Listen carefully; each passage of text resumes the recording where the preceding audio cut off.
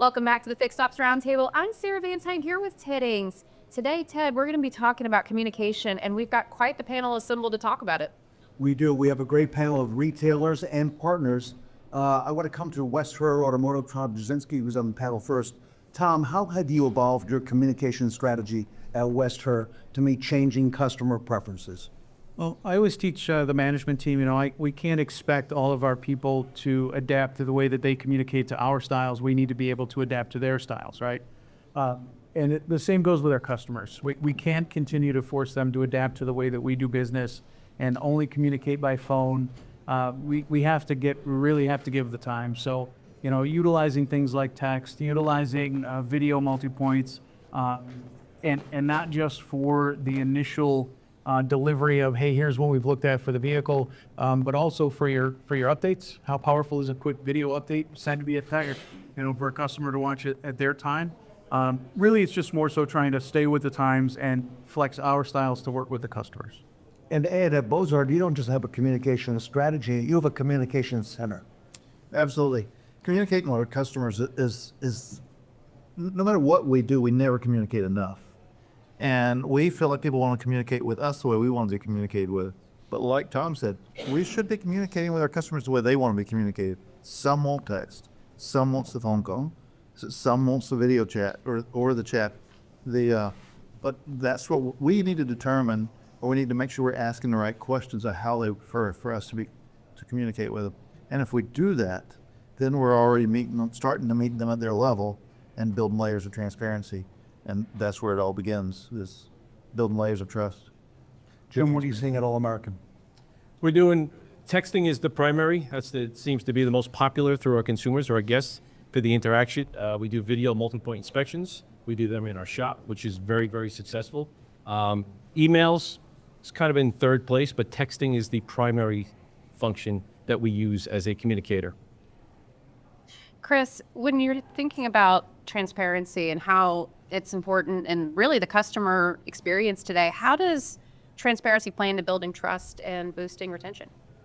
Well, I think no matter what business you're in, whether it's our business related to retailers or your business with consumers, transparency is really everything, there's been a lacking of that, I think, in our industry for a while. And now it feels like we're going the opposite direction. We try to make sure that we walk the walk from our side, that we're being transparent with our customers, but I think it is the number one thing that contributes, to loyalty and customer retention. And Ashleigh, transparency is becoming more important, not only in human communication, but then also technology communications. Yeah, 100%. And I've studied communication styles for many years. So it's not just about figuring out what vertical your customer wants to be communicated in, but in what way. If you have somebody very direct and you are more conversational and salesy to them, you can instantly kind of turn them off, versus if you're a direct person like I am, and I communicate with you in a way that I might turn you off by trying to be your trusted advisor and giving you information up front, whether it's via text or on that MPI or on the video. But I'm communicating with you in a way that I think I would want to be communicated with without recognizing your unique communication style. I think that is a big key player as we continue to evolve the types of technology we use. And Mickey, trust is really important when it comes to retention as well. I don't think you can retain a customer if they don't trust you, right? And I want to go back to the communication piece. Whatever it is, we're in a unique position where we have two customers. We have the car dealers that we sell our products to, and then the end user of it.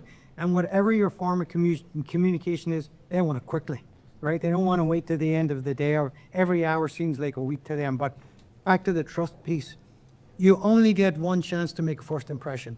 And human psychology tells you that once that's gone, you're 98% likely to lose the trust in that consumer. So, we live in a world today where you can't really lie to the consumer. They can get on their phone, they can find out whatever it is. And by the time they leave your dealership or your organization and get in the car, they've posted on their Facebook page or whatever it is, and you're finished. So, I tell our reps all the time, and we're very blessed that we don't have to do that. We're a very profitable company. We've been around for a long time, and we tell the truth and we're honest, even if it hurts. But when we do it quickly. And Tim, just coming back to the transparency piece of it, how do you see it continuing to evolve in the customer experience?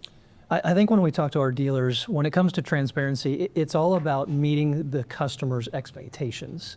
I think what I'm really proud of is the industry has evolved in the vehicle we communicate. It used to be just call us and that's it. Now there's lots of ways to communicate with our dealerships. But what is said and meeting the customer's expectation, that's the next thing that we have to think about when it comes to communication. Trust and transparency is a no-brainer. You have to have that. Anticipating the consumer's needs is the next round of that. And essentially taking care of the consumer in a way where they actually are wowed by the communication, not worn out by the communication. That's where we see dealerships really pulling away to that greatness. And Maureen, thinking about that trust element when it comes to how the customer is looking at the ROs, what are you seeing? You know, it's really interesting. I always think of customers so globally, right? You've got the customers that come in and buy our products and our services. You've got our internal customers, which are our employees. We've talked about our beloved technicians. And uniquely as a partner, we have all of you that are our partners. And when you ask for input, you have to take action on it. And one of the things that we have instituted is an advisory council made up of uniquely different sized dealerships from different areas of the country. Because if you don't understand your customers' pain points, it's very difficult to actually service and deliver excellence. And that same whether it's within the dealership. So on a best practice example I'd love to give it is David Long is a huge supporter of Fixed Ops Roundtable from Hansel Automotive Group. And he said, I realized that as an executive GM, I was meeting with all of my F&I managers, all my service managers. I never met with my technicians ever. And so he started doing a roundtable with technicians, but took it another level farther by having them do minutes and then getting back to them at the next meeting on exactly what they had accomplished. And that began to build trust, and it begins to build because now people want to come work there, right? Because what you do takes action, and that builds trust. And without trust, we have nothing. If I can follow it up, Chris, at Reynolds, we've been very successful at helping retailers being able to retail anywhere, if I can use that phrase, and to do that without slowing down the process. In fact, making it more efficient. Speak to us about that and the evolving customer needs that you're helping fill. Well, it was just, I don't know who mentioned it earlier, it's about meeting customers, where they are. I mean, people don't really want a phone call, anymore. It's too long. It's too interruptive to their day. They want to be able, to respond. Conversely, you have to respond back to them. It's like, I'm sure everyone in this room, when you leave a text message, you expect an instant response. It's not an email that you can get back to me the next day.